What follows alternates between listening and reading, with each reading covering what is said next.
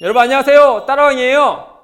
여러분 까마귀의 기다림이라는 이야기 한번 들어본 적 있어요? 이솝 우화의 하나의 이야기인데 어느 날 까마귀가 배가 너무 고픈 거예요. 그래서 먹이를 찾아서 이곳도 다니고 저곳도 다녔는데 보니까 무화과 나무 열매가 있었던 거죠. 그래서 그 무화과 나무 열매 가까이 갔더니 무화과 열매가 있는 거예요. 그래서 이거 먹으면 되겠다 싶었는데 자세히 보니까 무화과 나무 열매가 아직 익지 않았던 거죠. 그래서 이 까마귀가 고민에 빠진 거예요. 다른 먹이를 찾으러 가야 될까? 아니면은 이 무화과 나무 열매가 익기를 기다릴까? 라고 이렇게 생각했던 거죠. 그래서 까마귀가 모르겠다. 무화과 나무 열매가 익을 때까지 기다려야지 하고 그 자리에 기다리고 있었던 거죠.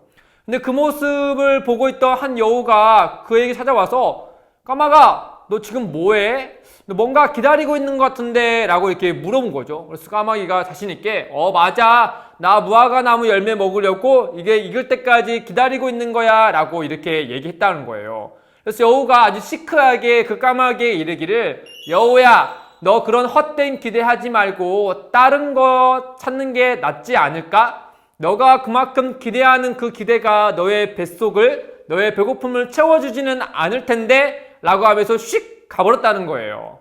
여러분 까마귀가 그 다음에 어떻게 했을까요? 계속 기다리면서 무화과 나무 열매를 먹었을까요? 아니면은 다른 먹이를 찾아서 떠났을까요? 만약에 여러분이 배고픈 까마귀라면 어떻게 했을 것 같아요? 기다렸을 것 같아요? 아니면 다른 대안을 찾으러 갔을 거예요? 아마 우리가 속한 현실과 또 상황에 따라서 우리의 생각과 판단이 또 우리의 선택이 달라지겠죠. 여러분 오늘 우리가 읽은 말씀 가운데는요, 이 엘가나라는 남편과 한나라는 아내 사이에도 비슷한 대화가 오고 가는 것을 볼 수 있어요. 한나는요, 너무 안타깝게도 결혼한 지가 시간이 지났지만은 자녀가 없었어요. 임신을 못했던 거예요. 당시의 여자가요, 특히나 결혼한 여자가 자녀가 없다는 것은 매우 슬픈 일이었거든요. 자녀는 모든 부모에게 있어서 자신의 정체성과 같은 것이고 또 자신에게 주어진 선물과 축복과 같은 게 바로 자녀예요. 그런데 한나에게 그 자녀가 없다라는 것은 하나님이 주시는 그 은혜와 축복에서 제외됐다는 것이고, 심지어 어떤 사람들은 그 한나가 저주받았다라고까지 판단하고 생각했던 사람도 있었던 거예요. 그러니 사람들의 그런 시선과 그런 안타까움을 가지고 살아야 했던 한나는 매일같이 고통스럽고 슬픔 속에서 하루하루를 지냈던 거죠. 그 모습이 너무나 안타까워서 어느 날에도 먹지도 않고 슬퍼하고 있는 그 한나가 너무나 안타까우니까 남편 엘가나가 그녀에게 찾아와서, 사랑하는 아내 한나야, 왜 이렇게 슬퍼하냐? 그리고 왜 이렇게 먹지도 않고 계속 안파하고 있니? 이제 그러지 말자. 내가 10아들보다 10명의 자녀보다 내가 낫지 않냐? 라고 이렇게 그녀에게 말을 했던 거예요. 엘가나는 너무나 속상하니까, 사랑하는 아내가 속상해하니까 같이 안타까워해서 이런 얘기를 하면서 그에게 이르기를, 지금이라는 현실에 우리가 그냥 만족하고 서로 그냥 행복하게 살자라는 투로 그녀를 위로하고자 이런 얘기를 했던 거죠. 한나는 그 얘기를 듣고 남편의 그 마음은 알고 있었지만은 그녀는 그 엘가나의 말처럼 이제 자녀를 갖는 것을 포기했을까요? 그렇지 않았어요. 한나는요, 끊임없이 하나님 앞에 기도하고 하나님께 간구하고 또 하나님께 자녀를 달라고 기도했던 사람이기 때문에 그 자리에서 포기하지 않고 하나님 앞에 예배하러 갔던 거예요. 하나님, 제게도 자녀를 주십시오. 하나님, 제게도 축복을 허락하여 주세요. 저도 하나님께서 주신 그 자녀를 안고 행복하게 지내고 싶습니다. 저를 긍휼을 베풀어 주세요. 하나님, 만약에 하나님께서 제게 자녀를 선물로 주신다면 그 자녀를 평생에 하나님의 성전에서 하나님의 일을 하도록 하나님께 드리겠습니다. 하나님, 제 마음을 들어주세요 라고 간절하게 하나님 앞에 기도했던 거예요.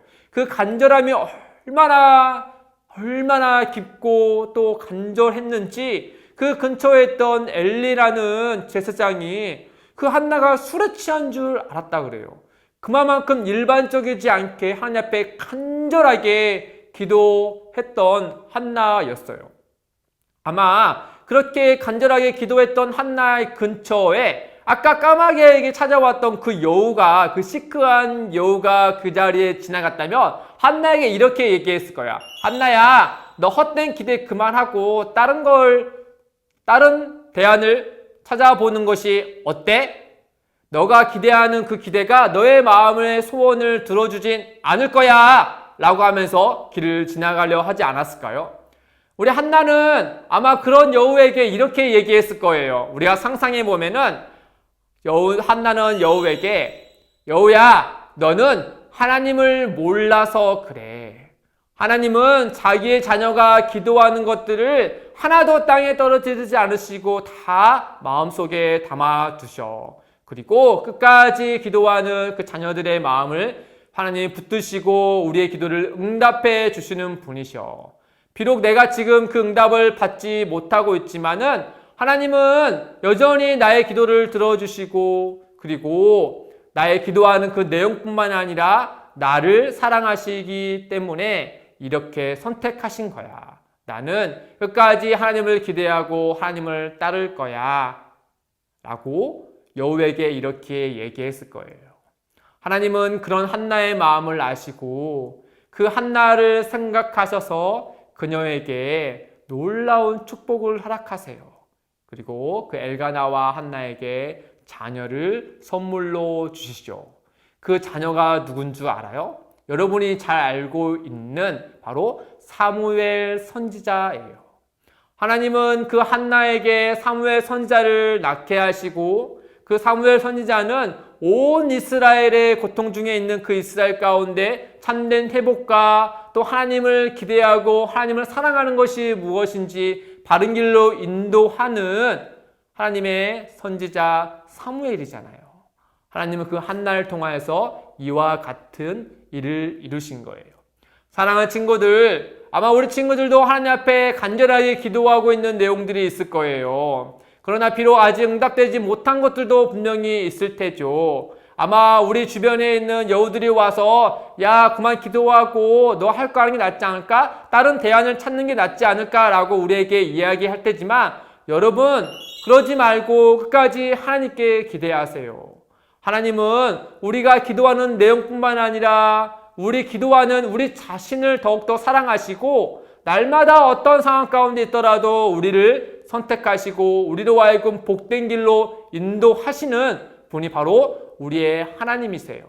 그러니 그 하나님을 끝까지 신뢰하고 믿고 따르고 오늘도 그 기도의 제목을 놓고 하나님 앞에 기도하세요. 하나님은 가장 적절하고 가장 좋을 때 우리에게 그 기도의 응답을 내려주실 거예요. 왜냐하면 하나님 우리를 사랑하시기 때문이에요. 그러니 우리도 하나님을 끝까지 사랑해서 하나님의 기쁨이 되어지는 사랑하는 우리 친구들 되기를 주님의 이름으로 축복합니다. 축복합니다. 여러분 안녕.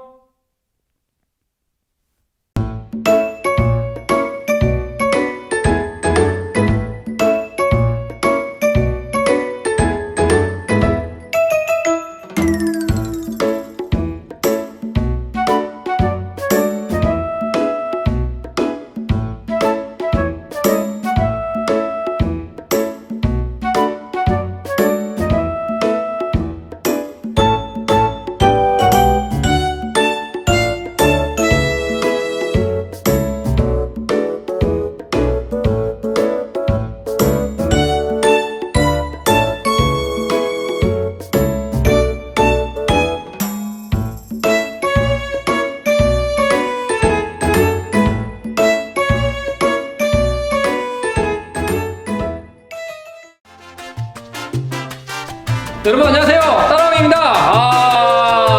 웹툰왕을 찾아라, 홍상왕을 찾아라 라는 이벤트를 하잖아요. 우리 친구들 굉장히 흥미진진하게 그 이벤트를 참여할 텐데 이분들로 할 거면 여러분들이 그 샘플 만화 봤잖아요. 그 두 분의 작가세요. 이번에 웹툰왕을 찾아라 할 때 시상을 해줄 심사위원 두 분이세요. 한선원 선생님과 우리 서수영 쌤을 여러분께 소개합니다. 제가 이번에 선생님 두 분께 그 샘플러 그림을 한번 요청을 드렸는데 저 그거 받고 너무 깜짝 놀랐어요. 너무 더 잘 그린 거는 당연치고 깜짝 놀랐어요. 물고기가 주인공일지 누가 알았겠습니까? 그 다음 씨앗이 주인공일지 누가 알았겠어요. 그거 그렸을 때 어떤 마음으로 그렸는지 잠깐 좀 얘기해 줄 수 있을까요? 저는 이제 베드로를 부르신 예수님을 선택했는데요. 저희 성경학교 이번에 주제가 예수님 따라왕이에요. 그래서 이걸 생각하면서 왜 주님이 우리를 따라오지 않고 우리가 주님을 따라가야 할까? 온 세상 만물의 주인이 예수님이시기 때문에 우리가 그분을 따라가는 게 당연한 거고, 그래서 바다에 있는 물고기도 다스리시는 예수님께서 하나님의 사역을 위해 사용하신 그 모습을 그리고 싶었어요. 베드로를 부르실 때 작지만 하나님이 주인이 되시기 때문에 물고기를 선택하신 걸 그렸습니다. 네, 저는 뿌리는 자를 주제로 웹툰을 그려봤는데요. 예수님께서 제자들에게 들려주셨던 뿌리는 자의 비유를 씨앗의 입장에서 한번 그려봤습니다. 각 사람에게 뿌려진 말씀이 왜 뿌리 내리지 못했는지 표현하기 위해서 저는 본문이랑 그 뒤에 이어지는 예수님의 설명, 그리고 같은 내용이 적혀있는 마가복음이랑 누가복음 말씀도 같이 참고해서 묵상을 했거든요. 그래서 여러분도 주제 말씀을 잘 묵상하시고 웹툰 그리셨으면 좋겠습니다. 자, 그럼 여러분들이 굉장히 궁금해할 만한 심사 기준을 우리 선생님께 한번 여쭤보겠습니다. 심사 기준은 총 4가지가 있고요. 이 본문을 성경 말씀에 잘 이해해서 여러분의 메시지를 예수님이 우리에게 하고 싶은 마음을 담아서 잘 전했는지, 예를 들어서 오병이어 말씀이라면 그 핵심 내용이 떡을 자꾸 떼도 계속 생기는 마법이 아니라 예수님 자체가 우리의 생명의 떡이 되신다는 걸 여러분이 잘 표현했는지를 보겠습니다. 그리고 두 번째는 창의성이 있는지, 그래서 예를 들면 쉽게 기자가 돼서 예수님을 인터뷰한다든지 선생님들이 했던 것처럼 씨앗이나 물고기가 주인공이 되는 제3자의 입장의 시각으로 만화를 그린다든지, 여러분이 조금 상상해서 창의성을 가지고 만들었는지를 보겠습니다. 세 번째 심사 기준은 유머는 오케이, 말씀 왜곡은 노입니다. 그래서 재밌는 건 좋지만 웃기려고 무리수를 두다가 성경을 말씀을 엉망으로 만든다던가 예수님을 희화하는 것은 안 돼요. 네 번째 기준은 성의를 볼 건데요. 그림을 잘 그리고 못 그리는지, 색칠이 꽉꽉 차 있는지, 그림이 꽉꽉 차 있는지, 글이 많은지 이런 걸 보는 건 아니고요. 상품에 눈이 멀어서 3일 만에 날림으로 한다든지 하는 것은 안 돼요. 네, 4가지 기준 잘 들었죠? 4가지 기준으로 해서 여러분들이 재능을 잘 발휘해서 좋은 작품들을 많이 만들었으면 좋겠습니다. 이번에는 동상왕 심사위원 두 분을 어렵게 이곳에 모셨습니다. 자, 여러분, 요즘 우리 친구들이 꿈이 유튜브도 많고요. 영상 촬영하는 거라 또 편집하는 거에 대해서 굉장히 관심 있는 친구들이 많아요. 아마 이번 기회에 한번 해볼 수 있는 기회가 돼서 좀 좋을 텐데, 우리 친구들에게 조금 줄 수 있는 팁을 좀 살짝만 좀 말해주면 좋을 것 같은데. 선생님이 추천하는 팁은 딱 한 가지예요. 목사님께서 추천해주신 어플리케이션 이외에도 많은 어플리케이션을 다운받아서 한번 써보는 걸 추천해요. 네, 선생님이 추천하는 팁은 촬영에 관련된 팁입니다. 여러분들이 촬영할 때 촬영을 최대한 많이 해주세요. 그 중에서 가장 좋은 영상을 골라서 영상을 이제 편집을 해야 최상의 영상을 만들 수 있습니다. 와, 그러네요. 많이 찍고 또 많이 남겨야 그 다음에 이후에 만들 때 저도 용이할 테니까 좋은 팁입니다. 동상왕을 찾아라. 도대체 심사 기준은 뭔가? 라는 거 우리 한번 물어볼게요. 근데 우리 여러분들 알고 있다시피 예선과 본선으로 나눠져 있더라고요. 예선에 관련된 기준은 딱 2가지입니다. 그 첫 번째, 주제성. 여러분들에게 주어진 6가지 성경 말씀 중에서 여러분들이 1가지 혹은 2가지의 주제를 골라서 영상을 만들어주면 됩니다. 두 번째 심사 기준, 예술성입니다. 말 그대로 여러분들이 이 영상을 최대한 쿨하고 파워하고 아름답게 만들면 됩니다. 네? 아름다운 게 뭔지 모르시겠다고요? 그런 질문 자체가 아름답지 못하군요.